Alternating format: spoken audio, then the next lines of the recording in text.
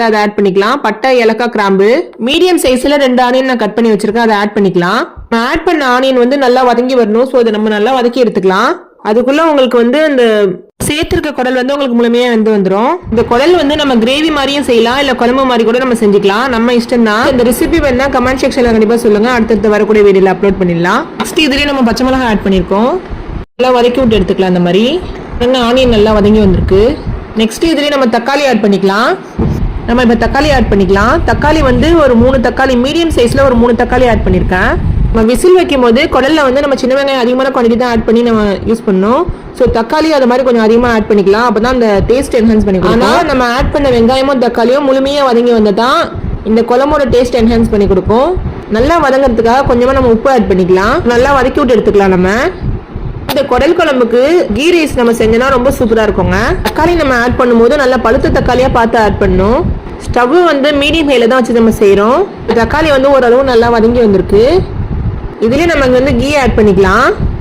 நம்ம கறி குழம்பு செஞ்சாலும் சரி, இல்லைன்னா இந்த குடல் குழம்பு செஞ்சாலும் சரிங்க, இந்த எண்ணெயோட அளவுனா கொஞ்சம் கம்மியா ஆட் பண்ணா போதும். ஏன்னா உங்களுக்கு அந்த மட்டனா இருக்கட்டும், இந்த குடல் குழம்பா இருக்கட்டும், எதுக்குமே நம்ம வந்து அதிகமா ஆயில் ஆட் பண்ணணும் அவசியம் கிடையாது.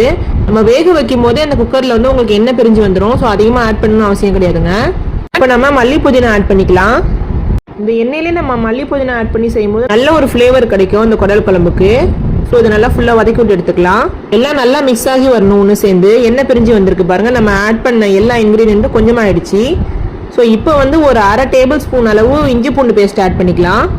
ஆல்ரெடி நம்ம குழம்பு வேக வைக்கும் போது இஞ்சி பூண்டு பேஸ்ட் ஆட் பண்ணிருக்கோம். இப்போ வந்து கொஞ்சமா ஆட் பண்ணா போதும், இல்லைன்னா ரொம்ப காரமா போயிடும். நம்ம ஸ்பைசஸ் ஆட் பண்ணிக்கலாம். அதான் மசாலாங்க.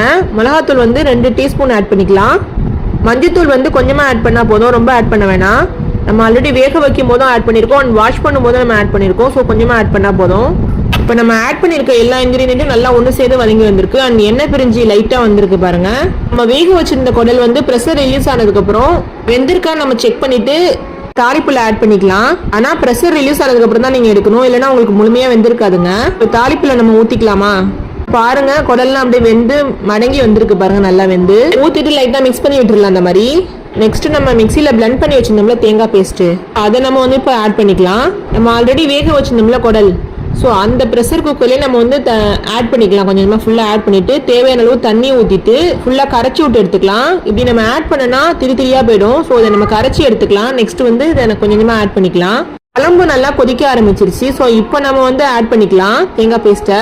டேரெக்டாக ஆட் பண்ணும்போது அப்படியே முழுமையாக ஆட் பண்ணக்கூடாதுங்க, தண்ணியில் கரைச்சி தான் ஆட் பண்ணணும். அப்பதான் உங்களுக்கு திரியாக வராமல் நல்லா இருக்கும். ஸ்டவ் வந்து ரொம்ப ஹையில் வச்சிடாதீங்க, மீடியம் ஹையிலே வச்சுக்கோங்க.